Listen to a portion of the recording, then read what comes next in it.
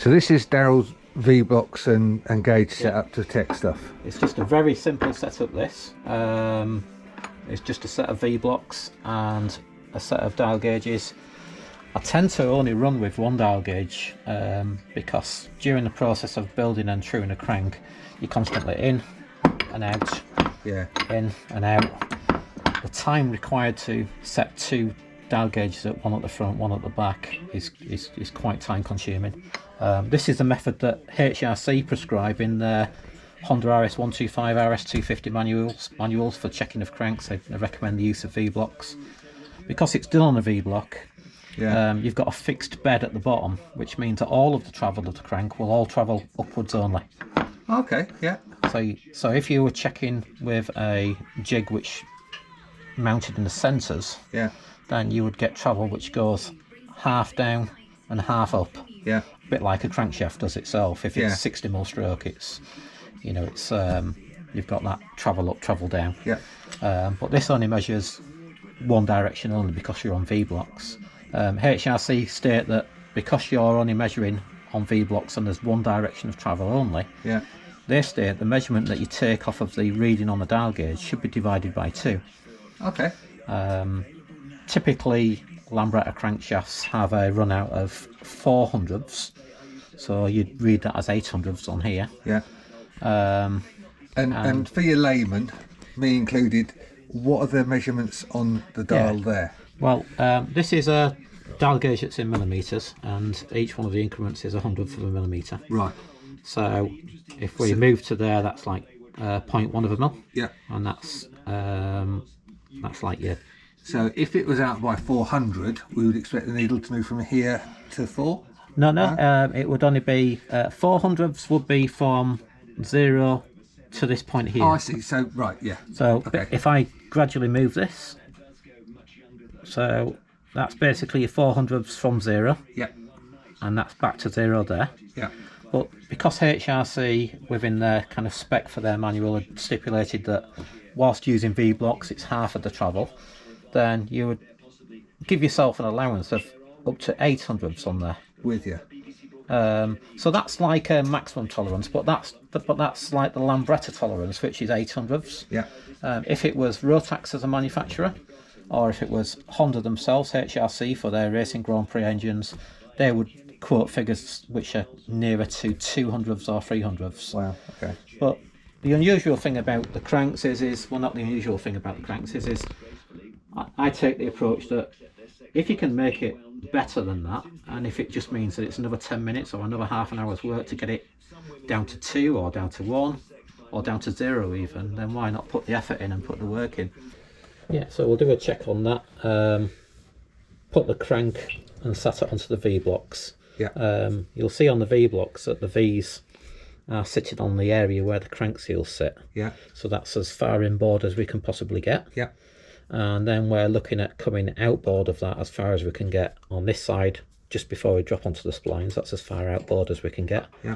And that gives you the greatest change in the dial gauge figure. Yeah. Because we're going too far. Quite often you'll see people sitting them on like crank jigs or stands, and what they're actually sat on, they then sit the dial gauge directly on top of it and say it's 0 because it's not moving, because but it won't move because you've not got no angularity over the distance. Yeah.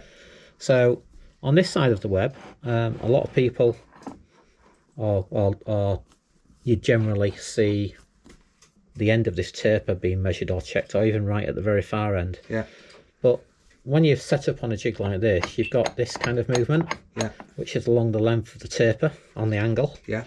So for intermediate checks, I'm doing as fast checks, rather than this causing the needle to change at such a degree.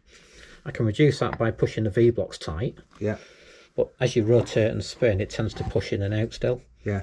Okay. So I tend to work on the flat. I tend to work on the flat of the shaft here before the taper starts to take position. Yeah. I'm going to pull it back to this position here. Yeah. And then when you move in and out, it doesn't change the needle position. Yeah. Because it's flat to flat. Yeah. So if we do a check on this at this point, we can see what we're getting in terms of figures. And at the moment we're about 87 there at that point, and coming past 0 to there. So we've got a total kind of run out of 1400ths. Yeah. Based on the HRC kind of quote, then you half that, and that's 700ths run out total. So what does that mean? So in terms of position, yeah, right, where we've got the run out, this is, as we're going round this way, this is the high point of it. Now the high point coincides there, yeah, with the conrod and the crank pin location. Okay, yeah. So that actually means that what we're suffering from here isn't a case of the twist of the crankshaft. Yeah. As the two crank halves have been pressed together, you've got the left hand and the right hand web which can twist on that shaft, yeah, left or right, which is what we would call twist. And then we've got what we would call, a little term I use is sprag. Yeah. Bit of a kind of a northern kind of term, but I suppose like a car orientated description would be camber. Yes. So you've got like positive camber or negative camber. Yeah. And that's the way that that web there and there has been pressed onto this crank pin here. Right, we get. So that means that that web pressed onto this side of this pin could be out, up, sorry, in or out. Yeah. You know, like positive or negative camber. Yeah. And this web on this side of the pin. Yeah. So this web on this side of the pin could also be out, in or out like that. So what we've just witnessed there is, at this point here, directly in line with the conrod is a large amount of run out there at that point, which tells us that it's got sprag or camber based twist, but it's not twisted, it's spragged, as it were. If I take that out now and rotate it, and I move the needle over to the end of the shaft here on this side, we can see if that mimics it at this side or not. You don't have to constantly zero all the time. A lot of people like to look at a zero as a figure and then move from there out and then back, and we'll just zero at the lowest point, and it's an easy number to work from. But for speed in and out of the jig all the time, I don't tend to worry what the number is. I'm trying to stop the needle from moving as much as possible. So but for the purpose of this video, we can go from 0 to 10 there, and this is slightly past the crank pin point, which tells you that this shaft is slightly spragged in a different location. With you.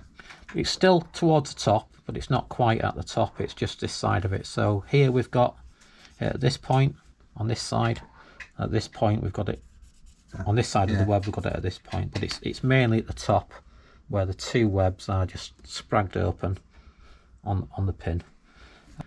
So I suppose the $1 million question is, can it be saved? Is it worth saving? Yeah, we've done the checks on where the seals run, and that's good. Yeah. The Woodruff key slot's good, the thread's good on the end, the splines are good, and the bolt thread's good there. The seal area is good here. The crank is in generally good condition. The conrod's got a 0.5 mm clearance on it, where it's been fitted there. There doesn't appear to be excessive slugger on that, on the play, which is the back and forth, and we can grab hold of the conrod and push in and then out, and there's no knock or bang on that, so it tells you that the big end bearing's still got some good health on it. So on the back of that, as a result of the fact that it's been welded, which may be contributing to the fact that the webs have spragged open, the welding process tends to open the crank's webs, as it were.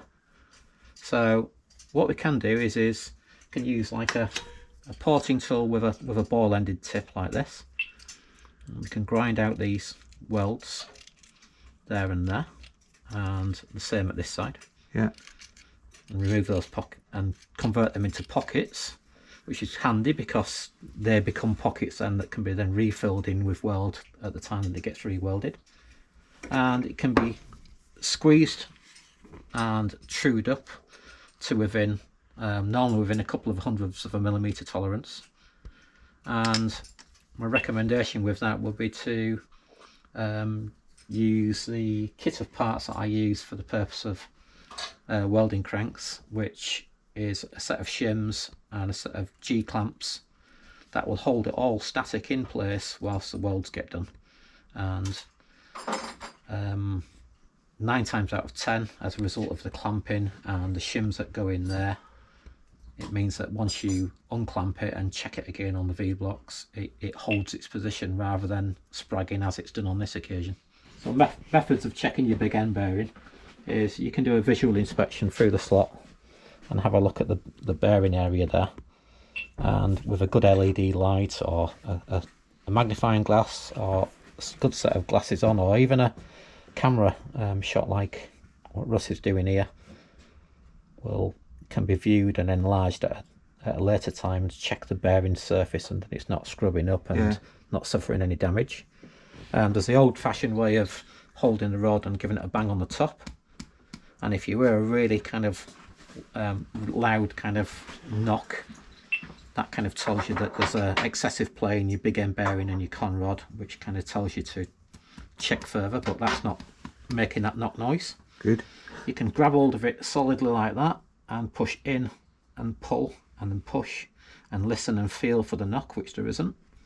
But there's also the side play on the conrod, which can be checked best whilst it's in this position here, sat between the webs, because it allows you to do a lift and a drop like that. And if you're getting it to the point that it'll lift and the side of the rod is basically rubbing on the web, that's excessive. That's excessive wear. Yeah. But in this case, we've just got a little lift there, and they've got a good clearance between the rod and the web, and a drop like that, and a good clearance. And that's like a natural clearance that you'll see in a bearing anyway. It's a bit like what you feel when you pull the crank in on the drive side before you fit the mag bearing, and you can grab hold of the crank and it lifts up and down like this, and you think, is there something wrong with this? But it's just the fact that you're supported on one bearing only. Yes. And you're moving a long rod over a long distance, and you get that movement. So Dom's crank is wonky. We've got that. And the reality is, normally what tends to happen is people go on eBay and they try and buy a crank, and they'll find one for, I don't know, 120, 130 quid, and you're getting a general off-the-mill crank. About 160 at the moment. Is it about 160? Yeah, okay. Typical 160 to 170 is what. So if you came to someone like Darrell to get a hand-built crank, you're getting a better quality crank. It's probably going to cost you 200 and... Maybe about the range from 240 to about 320. It's depending on the rod used, the bearings used, the size of the crank, and the spec of it, the final spec of it. Okay, and for our one, if we were to get this trued, obviously there's a lot of work, because it's got to be... The weld has got to be unpicked. The weld's got to be unpicked, and then it's got to be all sorted out. It's got to be clamped and then re-welded again. A standard crank rebuild cost would be around about £40. But because of unpicking of the welds, the breaking of the weld, the re-truing of the crank, clamping and shimming to make sure it holds during the welding process, and then rechecking again at the end, you probably double that build cost. You probably get it up to 80 quid, but it's effectively what is a 260, 280 quid. So it's worthwhile doing. With. Yeah, and you've already got it. It's only 80 quid to start again, as it were. Yeah, exactly. And we found out that the big end's good. The rest of the conrod's good. There's no wear marks in the small end bearing journal there either. Okay. So it's worth the investment. So there you go.